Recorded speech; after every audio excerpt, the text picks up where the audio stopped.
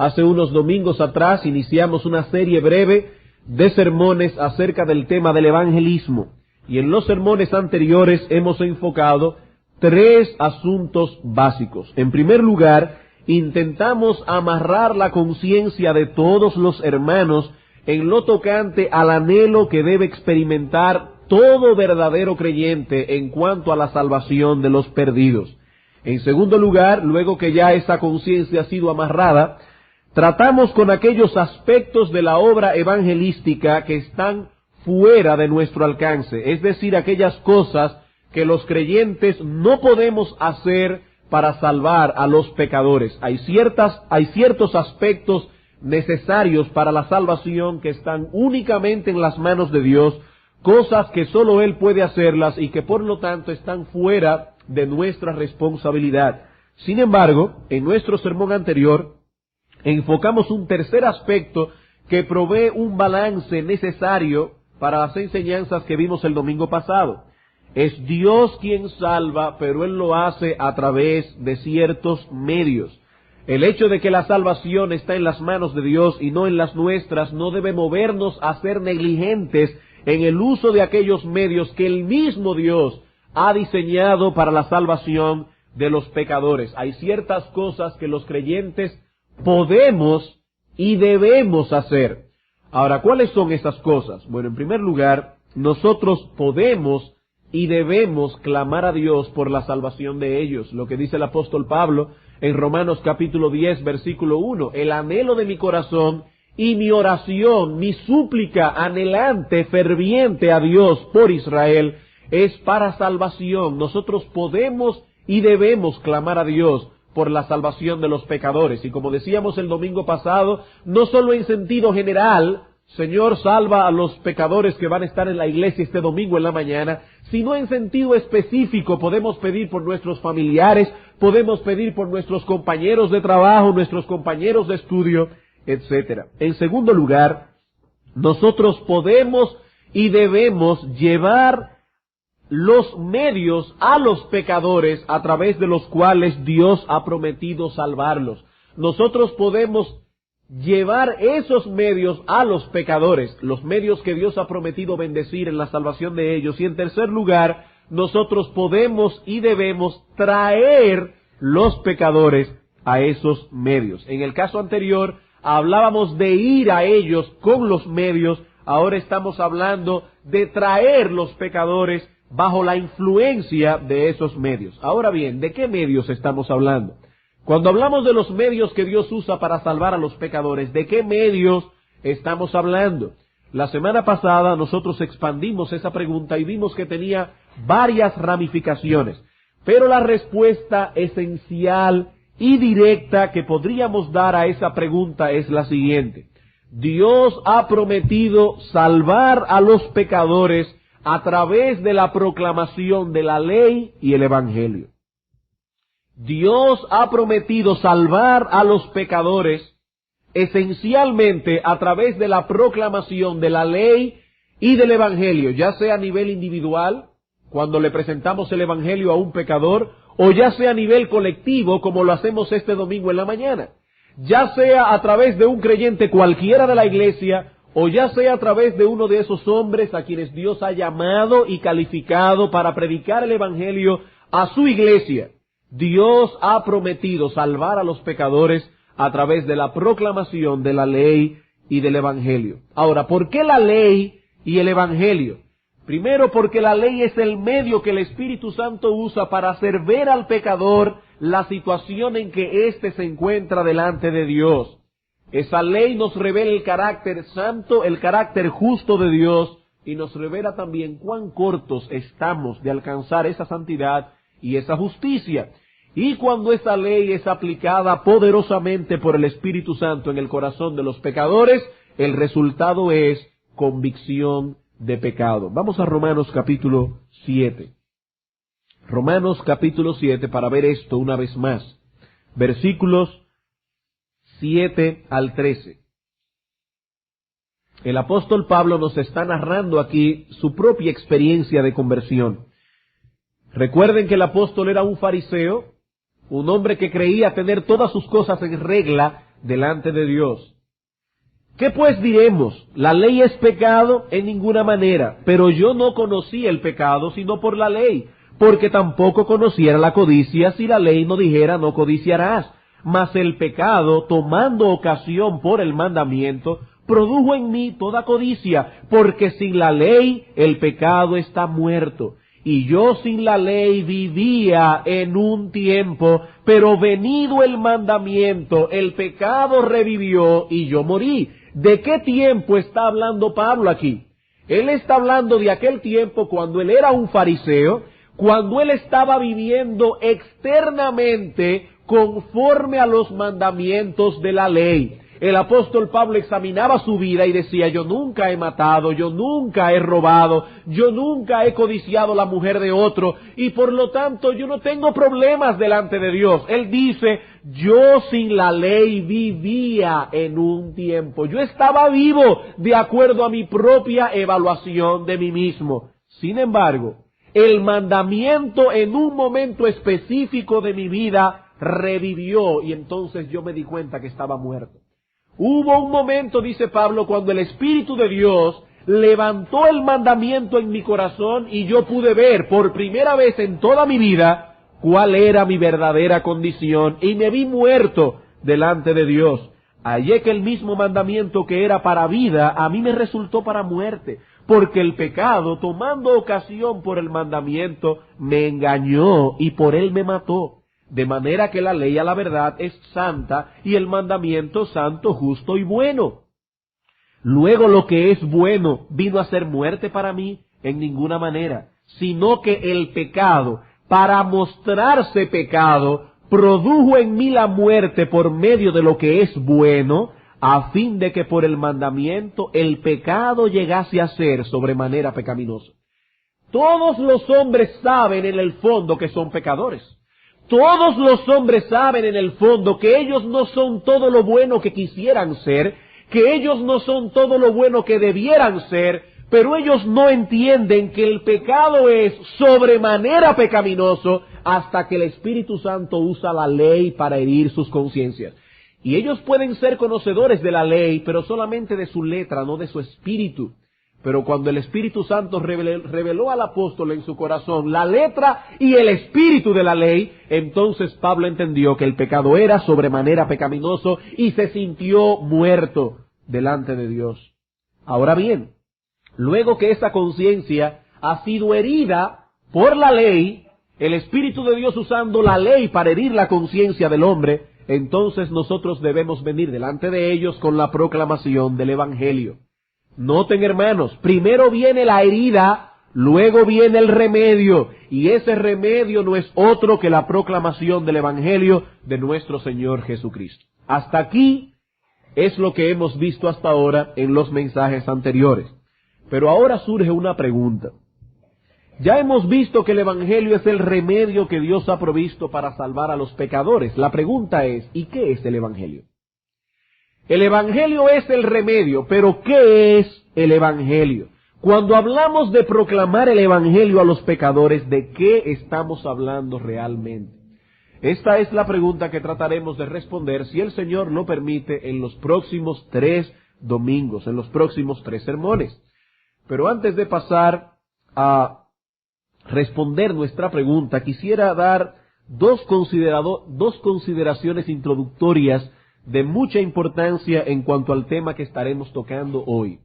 Hemos dicho que responderemos nuestra pregunta, si el Señor lo permite, en los próximos 3 sermones, que es lo que creemos que pasará por lo menos hoy. No sé qué sucederá mañana, pero creemos que va a durar por lo menos 3 sermones. Y eso nos dice de entrada que no pretendemos dar una respuesta en cápsula de lo que es el Evangelio, ya que ésta no sería suficientemente comprensiva como para llenar el cometido que deseamos.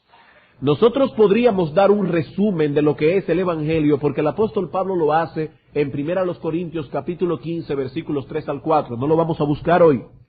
Pero ese resumen no llenaría nuestro cometido, no cumpliría el propósito de nuestra presente serie de sermones. Y digo esto porque posiblemente algunos aquí estaban esperando que se les proveyera algún tipo de presentación en cápsula o algún esquema del Evangelio que pudiéramos usar cada vez que tengamos que presentarlo a los pecadores.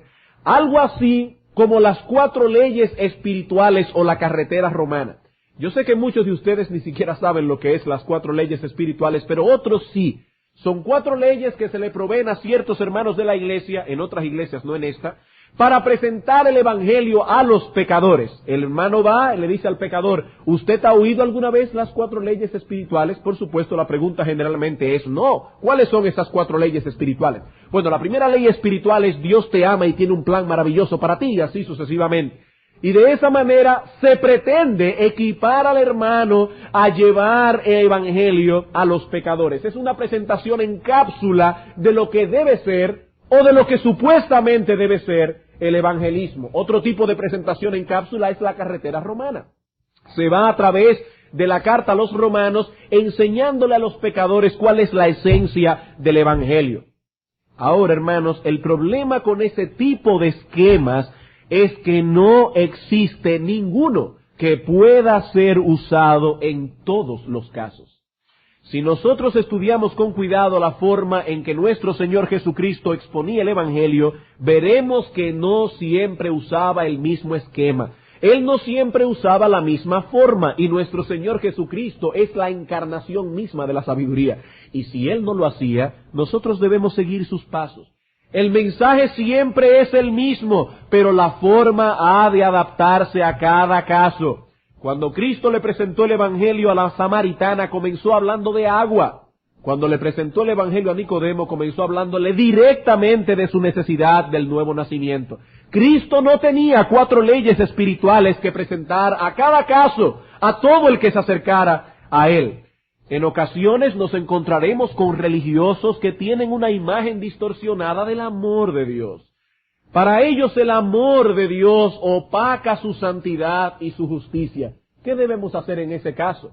Al exponer el Evangelio a tales pecadores debemos hacer un énfasis claro y marcado en la ley. Porque estas personas sobreenfatizan el amor de Dios en desmedro de su justicia. Pero en otras ocasiones podemos encontrar a ciertos pecadores con una conciencia muy cargada. Pecadores que tienen una conciencia muy sensible, y en tales casos nuestro énfasis debe ser la presentación del remedio. No siempre nos encontraremos con el mismo caso y por lo tanto no siempre podemos usar el mismo esquema. Esa presentación del Evangelio en cápsula no es buena, no funciona. En una ocasión el gran evangelista Charles Wesley fue a predicar el Evangelio a ciertos nobles en Londres. Y el texto que usó en esa mañana fue: «Oh generación adúltera y pecadora, ¿quién os enseñó a huir de la ira que vendrá?». Una señora muy encopetada se le acercó bien ofendida diciendo que él debió haberle dado ese sermón a la chusma de Londres, pero no a la nobleza. A lo que Wesley le respondió: «No, señora, si hubiera predicado en los barrios bajos de Londres en esta mañana, hubiera predicado del texto: venid a mí todos los que estáis trabajados y cargados, y yo os haré descansar. Pero ustedes necesitan oír ese sermón, generación de víboras. ¿Quién os enseñó a huir de la ira que vendrá?». Ese gran evangelista estaba reconociendo que no todos necesitan siempre la misma forma, siempre el mismo sermón, pero no la misma forma. La segunda consideración introductoria tiene que ver con la importancia del asunto que estamos considerando. Hemos dicho que en los próximos 3 domingos en la mañana estaremos respondiendo la pregunta: ¿qué es el Evangelio? Y alguien podría estarse preguntando: ¿y es esto tan importante? ¿Vale la pena realmente utilizar 3 servicios consecutivos para hablar de este asunto? La respuesta nuestra es, sin duda y sin vacilación, que ciertamente vale la pena. Y para nuestra aseveración nos estamos basando en las palabras de Pablo en Gálatas capítulo 1 versículos 8 y 9. Gálatas capítulo 1 versículos 8 y 9. Más si aún nosotros, es decir, cualquiera de los apóstoles, o un ángel del cielo, os anunciare otro evangelio diferente del que os hemos anunciado, sea anatema. ¿Y qué significa esa palabra? Sea maldito de Dios. Sea maldito de Dios. Como antes hemos dicho, también ahora lo repito, si alguno os predica diferente evangelio del que habéis recibido, sea maldito de Dios. Y todo esto nos dice que Pablo no tomaba este tema a la ligera. Hermanos, estamos hablando aquí de un asunto de vida o muerte.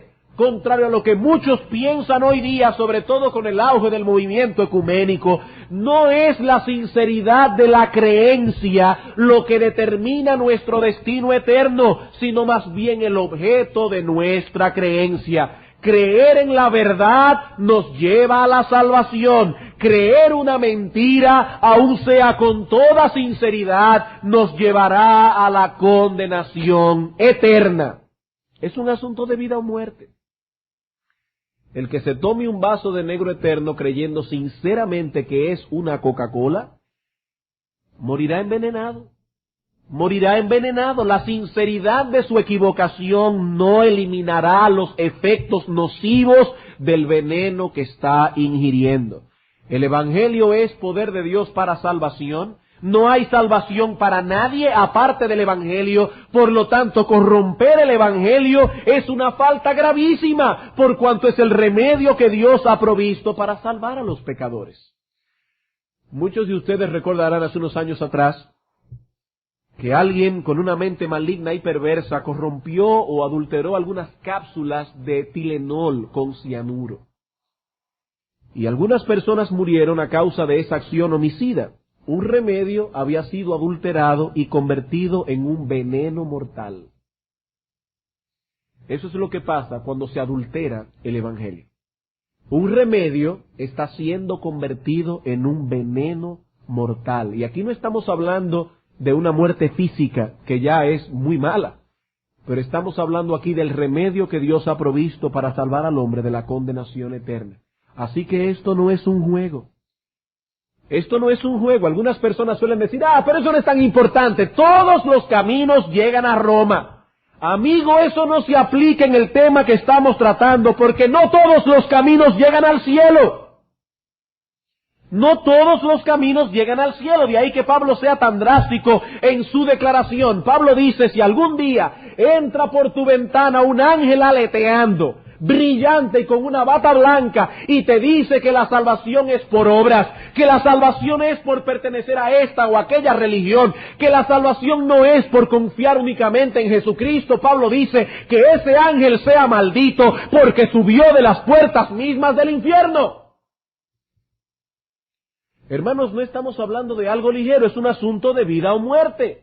La vida o la muerte eterna de los pecadores dependen de que no adulteremos ni falsifiquemos el mensaje del Evangelio.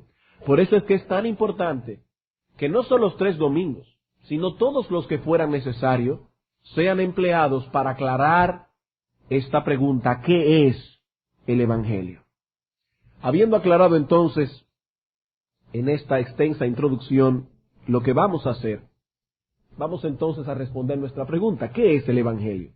El Dr. Packer, en su libro El Evangelismo y la Soberanía de Dios, ha dado una respuesta fantástica a esa pregunta que nos va a servir de bosquejo, simplemente de bosquejo, a la pregunta que estamos haciendo. Él dice que el Evangelio es un mensaje acerca de Dios, acerca del pecado, acerca de Cristo y acerca del arrepentimiento y la fe. Claro, esto es solo un bosquejo. ¿Qué es el Evangelio? Es un mensaje acerca de Dios, es un mensaje acerca del pecado, acerca de Cristo y acerca de la fe y el arrepentimiento. Y lo que vamos a hacer en los próximos 3 domingos es tomar este bosquejo general para responder la pregunta que nos hemos formulado. ¿Qué es el Evangelio? Bueno, en primer lugar, el Evangelio es un mensaje acerca de Dios. Y yo sé que esto puede sonar muy obvio para algunos, pero no por eso pierde su importancia. Este es el punto de partida obligado para responder nuestra pregunta: el Evangelio es un mensaje acerca de Dios. Pensemos por un momento en los beneficios que nosotros obtenemos a través del Evangelio. Esos beneficios nos hablan de perdón, de justificación, de adopción, de seguridad de vida eterna, etc. Hay muchas cosas en la vida que los hombres llaman beneficiosas. Por ejemplo, los hombres piensan que es beneficioso tener una jugosa cuenta bancaria, sobre todo si es de los verdes. Los hombres piensan que es beneficioso tener una buena casa, tener un buen carro, sobre todo si es del año, etc. Pero esos no son los beneficios que el Evangelio provee, sino los que mencionamos hace un momento. Pero tan pronto hablamos de perdón, de justificación, de adopción, estamos hablando de cosas cuyo único punto de referencia es el Dios viviente que se nos revela a través de su creación en sentido general, a través de su palabra en sentido particular. ¿Qué es el pecado? El pecado es una ofensa contra Dios. Hablar del perdón del pecado es hablar de una reconciliación con Dios.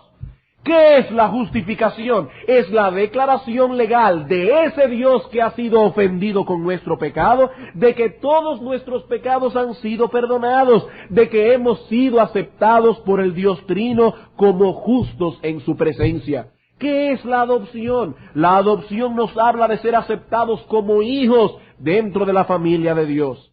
Así que a menos que iniciemos nuestra respuesta con Dios, ninguno de esos beneficios tiene sentido. Hermanos y amigos, ese es el punto de partida obligado. El Evangelio es un mensaje acerca de Dios, de un Dios santo y justo que no tiene nada que ver con el pecado, de un Dios que ha sido ofendido en su santidad y en su justicia por el hombre que Él ha creado, de un Dios quien ha provisto de remedio para ese mal. Y si echamos a un lado ese punto de referencia, el Evangelio ya no tiene sentido. Ahora, ¿por qué es relevante traer esto a colación este domingo en la mañana? Hermanos, solo tenemos que echarle una ojeada al periódico o escuchar ciertas predicaciones de hoy día para darnos cuenta de la relevancia que esto tiene. Muchos líderes religiosos de hoy día hablan de la corrupción de nuestra nación a todos los niveles, de los males que la sociedad, o de los males sociales que nos rodean, la drogadicción, la prostitución, el alcoholismo. Religiosos de distintas confesiones, penosamente incluyendo algunos evangélicos, levantan su voz de preocupación para hablarnos de la desintegración familiar. Pero yo no sé si a ustedes les pasa lo que a mí me pasa cuando leo o escucho esas declaraciones, y es que nos parecen huecas. ¿Por qué nos parecen huecas todas esas declaraciones? Quizás algunos no lo sepan definir. Saben que hay algo que no anda bien, todo suena muy hermoso, todo suena muy humano, pero eso no funciona. ¿Saben por qué? Porque han partido de un punto equivocado. Eso no funciona. Esas homilías no funcionan. Esos mensajes radiales no funcionan. Sencillamente porque han partido de un punto equivocado. El problema es que están denunciando esos males en su relación con la sociedad humana primariamente. Es cierto que esos males afectan la sociedad. Es cierto que afectan la relación humana, pero no primariamente, y ahí es que está el error. Los hombres han pecado contra Dios. Esa es la raíz del problema. Los hombres han pecado contra Dios y la única solución posible es que el hombre se reconcilie con ese Dios contra el cual han pecado. Así que la solución no está en formar grupos de terapia familiar, movimientos familiares para que la esposa perdone al marido, para que el marido escriba una lista de cosas buenas que la esposa tiene y todas las mañanas le diga 3 o 4. Hermanos, esos remedios funcionan por algún tiempo, alivian el mal, pero solo temporalmente. Porque la fiebre no está en la sábana. La fiebre no está en la sábana. Esas terapias familiares no funcionan. No funcionan. Estamos delante de un Dios infinitamente santo y justo que ha sido ofendido. Y repito que ese es el verdadero problema. Y si no arrancamos de ese punto de partida, llegaremos a un lugar equivocado. El Evangelio es un mensaje acerca de Dios. Todo lo demás es moralismo, humanismo, pero no evangelio. No evangelio. Vean el ejemplo de Pablo en Atenas, en Hechos capítulo 17, predicando a un grupo de hombres y mujeres que no conocían al Dios verdadero, entregados por entero al paganismo y a la idolatría, sumidos en una horrible inmoralidad. ¿Y cuál es el punto de partida de su predicación?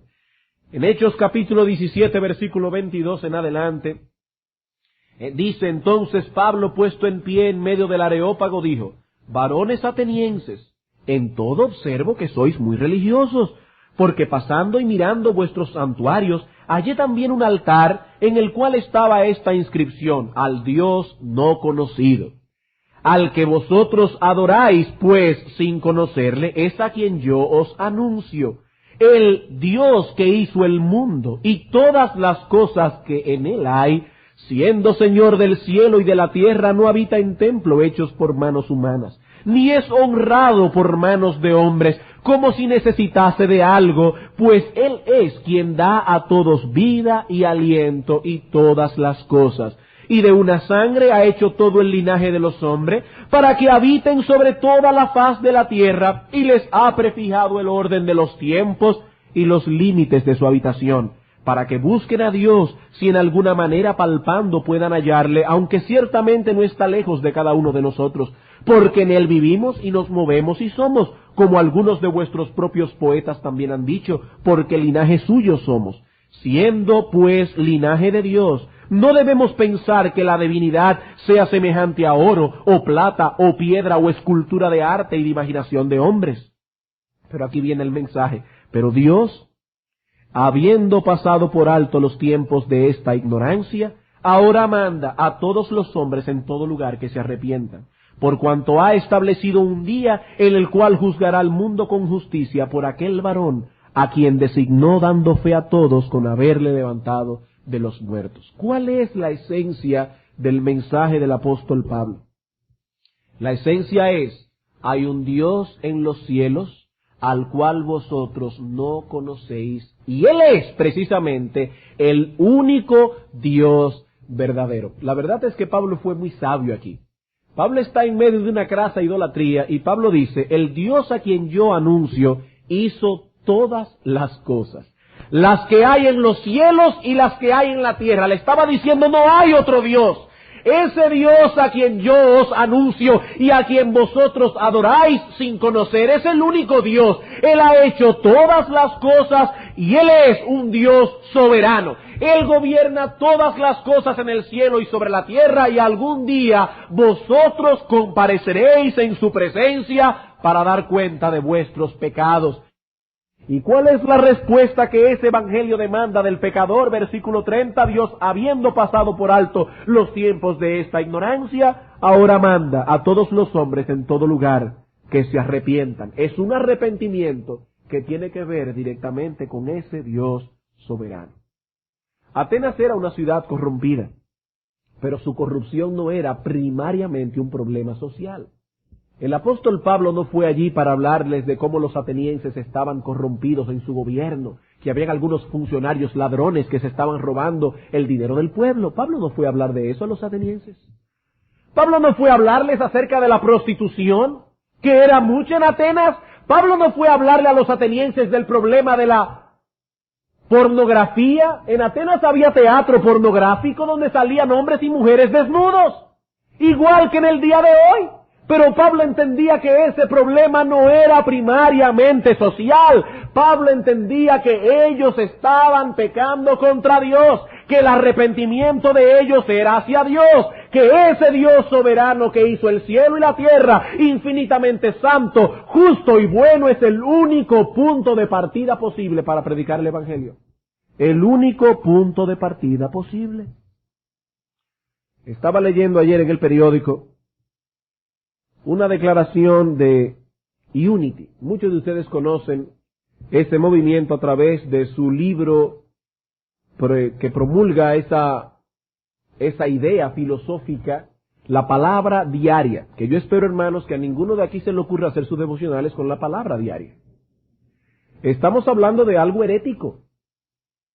Y decía la persona que estaba escribiendo el artículo en el periódico, Unity no tiene ningún credo. Nosotros nos basamos en dos ideas fundamentales. Dios es la suma de todo bien y Él es accesible a nosotros. ¿Eso es verdad?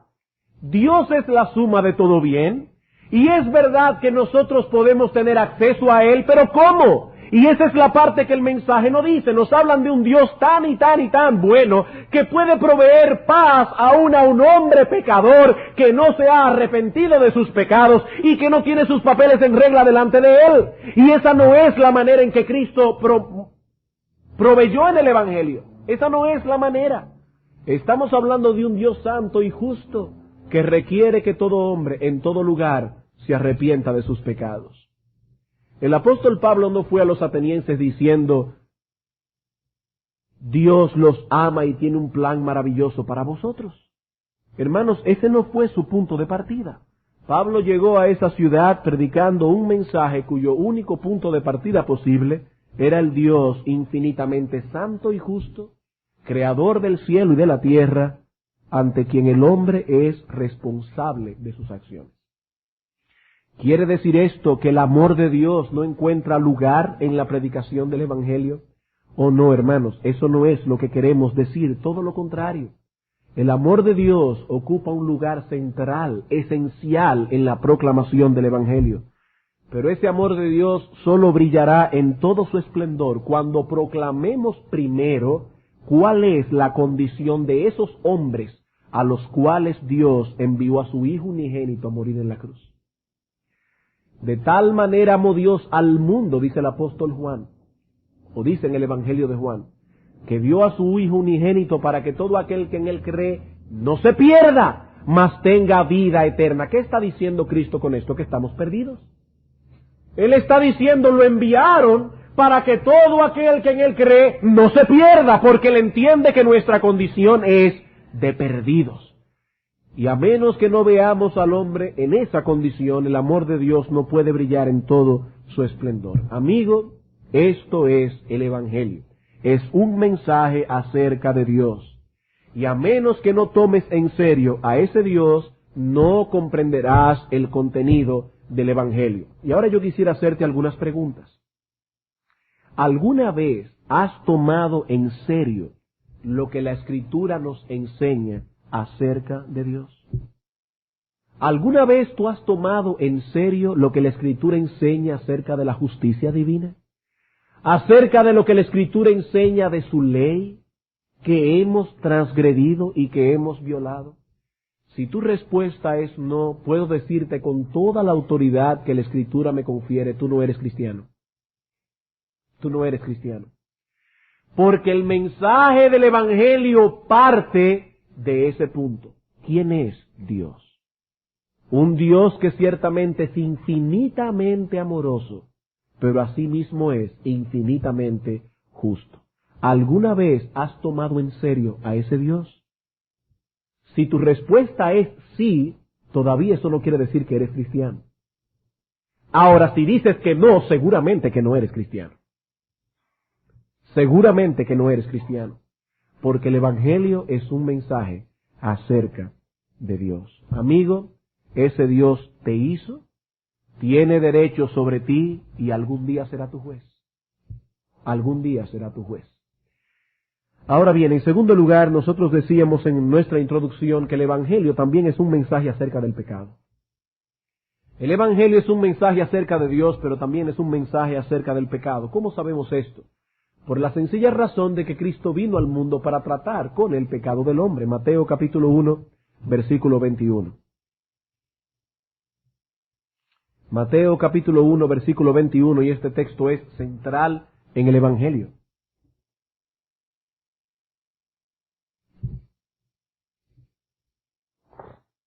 El ángel hablando aquí a José, quien está perturbado ante la realidad del embarazo de su prometida, dice en el versículo 20, para tomar la idea, pensando él en esto, he aquí un ángel del Señor le apareció en sueños y le dijo, José, hijo de David, no temas recibir a María tu mujer, porque lo que en ella es engendrado del Espíritu Santo es, y dará a luz un hijo, y llamarás su nombre Jesús, porque Él salvará a su pueblo de sus pecados. Este texto responde 3 preguntas cruciales acerca de Cristo y su obra redentora. María está embarazada, José no sabe lo que ha ocurrido y está lleno de interrogantes. Pero ahora Dios le ha enviado un ángel para que responda a las 3 preguntas más cruciales que podemos hacer acerca de este niño que nacerá y acerca de la naturaleza de su misión. Primera pregunta: ¿quién es este niño? El ángel responde: Él es Jesús, nombre que significa en griego Jehová es nuestro Salvador. ¿Quién es este niño? La segunda persona de la Trinidad, quien voluntariamente ha decidido asumir una naturaleza humana, de manera que desde ahora y por toda la eternidad es Dios y hombre, perfectamente Dios, perfectamente hombre, con todos los atributos que hacen a Dios ser Dios, con todos los atributos que hacen a un hombre ser hombre. ¿Quién es este niño? El Dios, hombre, Jehová, nuestro Salvador. Segunda pregunta: ¿y cuál es la misión de este niño? Él vino a salvar a su pueblo. Él vino con una misión específica a salvar a ciertas personas específicas. Él vino no a proveer salvación, no simplemente a proveer la posibilidad de que algunas personas sean salvas. Él vino a salvar a su pueblo. ¿Y quién es ese pueblo? Aquellos hombres, mujeres, jóvenes y niños que Dios el Padre en la eternidad pasada había elegido para salvación. ¿A qué vino ese niño? A salvar a ese pueblo. Tercera pregunta: ¿y de qué cosa tenían ellos que ser salvados? ¿Qué tan terrible mal acecha a estos hombres, mujeres, jóvenes y niños que la segunda persona de la Trinidad tuvo que encarnarse para rescatarlos? La respuesta del ángel es: de sus pecados. Él vino a salvar a su pueblo de sus pecados, no de sus frustraciones, no de sus necesidades económicas, como enseña el Evangelio de la Prosperidad, el Evangelio que predicaba Jim Baker y el Evangelio que predican muchos otros en el día de hoy, no de esas necesidades económicas, porque todas esas cosas son secundarias. La raíz de todos los males del hombre es el pecado. Y es precisamente del pecado que Jesús vino a salvar a su pueblo. No sólo de las consecuencias del pecado, no sólo de la condenación del infierno, sino del pecado mismo. Él vino a salvar a su pueblo de sus pecados. Cristo vino a salvarnos de la culpa del pecado. Cristo vino a salvarnos de la condenación del pecado, de la esclavitud del pecado, de la depravación y la corrupción que ese pecado había obrado en todas y cada una de las partes de nuestra humanidad. A eso vino Cristo, a buscar y a salvar lo que se había perdido. Hermanos, ¿podemos entonces predicar el Evangelio de Cristo y obviar el elemento del pecado en esa predicación? No podemos. El Evangelio es un mensaje acerca del pecado. Los apóstoles entendieron esto perfectamente. Estudien con cuidado la predicación apostólica en el libro de los Hechos y verán cómo ese elemento era una parte esencial de su predicación. O lean la carta del apóstol Pablo a los romanos, la cual en sus primeros 11 capítulos constituyen una presentación sistemática, ordenada, de lo que es el mensaje del Evangelio. ¿Y qué nos dice Pablo acerca de la condición del hombre en esta carta a los romanos? Vamos a ver rápidamente algunos versículos. En Romanos capítulo 1, versículo 18 dice Pablo: porque la ira de Dios se revela desde el cielo contra toda impiedad e injusticia de los hombres que detienen con injusticia la verdad. ¿Cuál es la descripción que el apóstol Pablo hace de los hombres aquí? Son injustos, son impíos. Romanos capítulo 3, versículo 9 al 12. ¿Qué pues? ¿Somos nosotros mejores que ellos, hablando los judíos en comparación con los gentiles?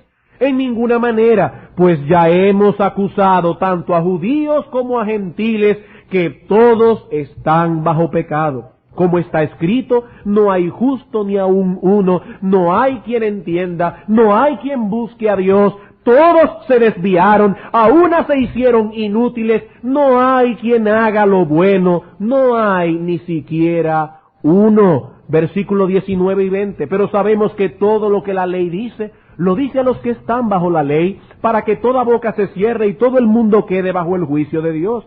Ya que por las obras de la ley ningún ser humano será justificado delante de él, porque por medio de la ley es el conocimiento del pecado. Versículo 23, por cuanto todos pecaron y están destituidos de la gloria de Dios. Romanos capítulo 5, versículos 7 y 8. Versículos 6 al 8. Porque Cristo, cuando aún éramos débiles, a su tiempo murió por los impíos. Ciertamente apenas morirá alguno por un justo, con todo pudiera ser que alguno osara morir por el bueno, mas Dios muestra su amor para con nosotros en que siendo aún pecadores, Cristo murió por nosotros. Amigo, el Evangelio no es una buena noticia hasta tanto no aceptamos esta mala noticia. ¿Cuál es la mala noticia? Somos pecadores. Hemos transgredido la ley de Dios y estamos bajo condenación. Por eso dice el Señor en Juan capítulo 3, versículo 18, el que en él cree no es condenado, pero el que no cree ya ha sido condenado. No será condenado, no, ya ha sido condenado. Dios nos dice en su palabra que estamos enemistados con él desde nuestro nacimiento. Dice el salmista, se apartaron los impíos desde la matriz. Dice el apóstol Pablo en Efesios 2:3, somos por naturaleza hijos de ira lo mismo que los demás. No nacemos justificados, nacemos en condenación por naturaleza. Hemos sido rebeldes a su santa ley. No hemos vivido conscientemente dedicados a cumplir el propósito para el cual fuimos creados. Y ese propósito no es para ser felices, fuimos creados para la gloria de Dios. Y amigo, ese es tu gran pecado. Ese es tu gran pecado. Tú no has vivido conscientemente para cumplir ese propósito. Probablemente no eres todo lo malo que pudieras llegar a ser. Tal vez Hitler y Trujillo eran peores que tú. No eres todo lo malo que pudieras llegar a ser. De hecho, es probable que sin compararte con esos archienemigos de la humanidad, tal vez tú eres todavía mejor que muchos hombres y mujeres que conoces. Tal vez eres un hombre lleno de principios morales, pero eso no elimina el testimonio de la Escritura respecto a ti. Escucha lo que Dios dice. En Romanos 3 dice, no hay justo ni aun uno, no hay quien entienda, no hay quien busque a Dios. Todos, incluyéndote a ti, se desviaron. Aun a todos, incluyéndote a ti, se hicieron inútiles. No hay quien haga lo bueno. Dios dice en su palabra que no hay ni siquiera uno. Amigo, puede ser que el testimonio de tu corazón sea diferente, pero Dios piensa de ti otra cosa en su palabra. Eres un rebelde que no ha caminado por la senda de la ley divina, porque dice la palabra de Dios que todos nos hemos desviado de esa senda. Ahora yo te pregunto, ¿tú estás de acuerdo con ese testimonio acerca de ti? ¿Aceptas en esta mañana que esta es tu condición? Oh sí, yo sé que yo he hecho algunas cosas malas. No, yo no estoy hablando de eso. Yo no estoy hablando de eso. ¿Aceptas que por naturaleza eres un pecador, hijo del infierno, y que vas a una condenación segura a menos que Dios no te salve? ¿Aceptas en tu corazón que tú no mereces el cielo, ni siquiera el famoso purgatorio inventado por la Iglesia Católica, que lo que mereces es el infierno eterno por tu pecado? Amigo, ¿tú aceptas eso de corazón? Si tu respuesta es un rotundo no, tengo una mala noticia para ti, muy mala. Estás implicando con ello que Dios es un mentiroso y tu condición es de un engaño voluntario. Eso es lo que dice la palabra en Primera de Juan, capítulo 1. No lo digo yo. Dice el apóstol Juan, inspirado por el Espíritu Santo, en 1 de Juan 1:8, si decimos que no tenemos pecado, esa condición de pecado de la que hemos hablado, nos engañamos a nosotros mismos y la verdad no está en nosotros. Amigo, por amor a tu alma, reconoce que te estás autoengañando. Y en el versículo 10 dice, si decimos que no hemos pecado, le hacemos a Él, hablando de Dios, mentiroso, y su palabra no está en nosotros. ¿Por qué hacemos a Dios mentiroso? Porque Dios ha dicho en su palabra que esa es tu condición y tú dices que no. No solo te estás autoengañando, lo que es peor, estás haciendo a Dios mentiroso. Ahora bien, si tu respuesta es positiva, tengo una buena noticia para ti. Cristo vino a salvar a los pecadores. Él vino a buscar y a salvar precisamente lo que se había perdido. Y lo único que Él demanda de ti es arrepentimiento y fe. Lo único que demanda de ti. Que des media vuelta de tu vida de pecado, que des media vuelta de tu religiosidad, que des media vuelta de ampararte en tu propia justicia, que dejes de confiar en tus buenas obras y en tu decencia, y vayas a la presencia de Cristo clamando por el perdón de tus pecados. Es todo lo que Él pide. Cristo ha declarado con la autoridad que Él posee, primero como Dios y luego como Mesías, que no será condenado ningún pecador que venga a Él, reconociendo su condición y clamando por misericordia. He ahí la buena noticia, he ahí la invitación que Cristo hace a los pecadores. Él dice, el que cree en mí tiene vida eterna. Él exige fe más nada.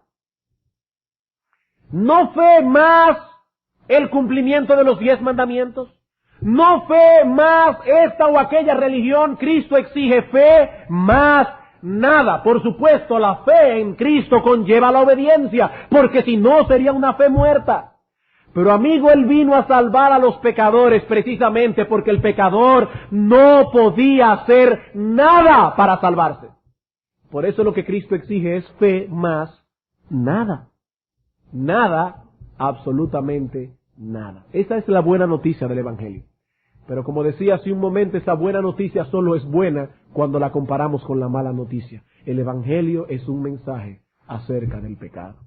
La semana próxima nosotros vamos a continuar viendo las otras cosas que incluye el mensaje del Evangelio, pero antes de concluir, quisiera dirigir unas breves palabras a todos aquellos que están aquí en esta mañana, que han reconocido ya su pecado, han ido a Cristo en arrepentimiento y fe, y por lo tanto son hijos de Dios. Hermanos, es nuestro privilegio el proclamar este mensaje del Evangelio a los pecadores. Un mensaje que nos habla acerca de Dios, acerca del pecado, acerca de Cristo y acerca de la fe y el arrepentimiento. Hermanos, es nuestro privilegio no solo creer ese Evangelio, es nuestro privilegio vivir por ese Evangelio, sufrir por él, llevar ese olor del conocimiento de Cristo e impregnarlo en todo cuanto hagamos, como señala Pablo en 2 Corintios capítulo 2. Y quiero terminar con este texto. Dice el apóstol Pablo en 2 Corintios capítulo 2 versículos 14 al 16.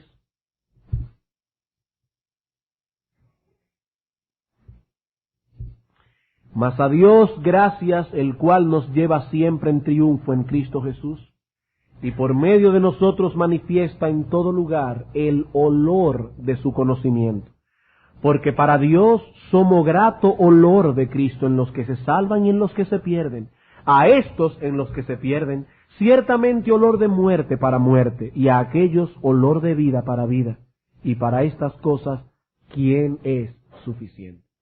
A Dios le ha placido usar ese Evangelio para salvar a los pecadores. Y lo único que podemos pedir en esta mañana es que Dios nos conceda la gracia y la fortaleza, no solo de proclamarlo, sino también de vivirlo, de llegar aún a sufrir por él y de impregnar el olor del conocimiento de este Evangelio en todo cuanto hagamos, como si fuera un perfume que estuviera impregnado en nuestra piel de manera que no podamos ir a ningún lugar, ni podamos hacer ninguna cosa en que ese olor del Evangelio no quede impregnado.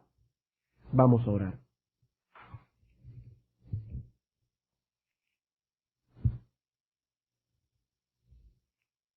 Te damos las gracias, oh Señor, por habernos revelado el Evangelio de Cristo.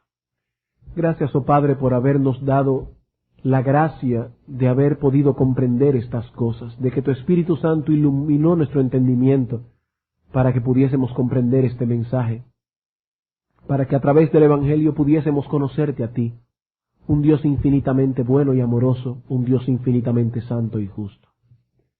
Gracias por habernos revelado en ese Evangelio cuál era nuestra condición delante de ti. Pero gracias también por habernos revelado el remedio, que nuestro Señor Jesucristo se hizo hombre para morir en una cruz, para pagar la deuda que habíamos contraído contigo por nuestras transgresiones. Gracias, oh Dios, por habernos provisto también la gracia de la fe y del arrepentimiento. Ahora queremos suplicarte, oh Padre, que tú muestres en este día que tu brazo no se ha acortado para salvar, y que algunos que están aquí en esta mañana, y ya que se ha predicado el Evangelio, tu Espíritu Santo puede usar este medio para traerlos a la fe y al arrepentimiento. Bendícenos, oh Señor, en este día, y tráenos con los corazones preparados para que esta noche podamos recordar el precio que Cristo tuvo que pagar para que nuestra redención pudiese ser efectuada. Te lo pedimos en Él. Amén.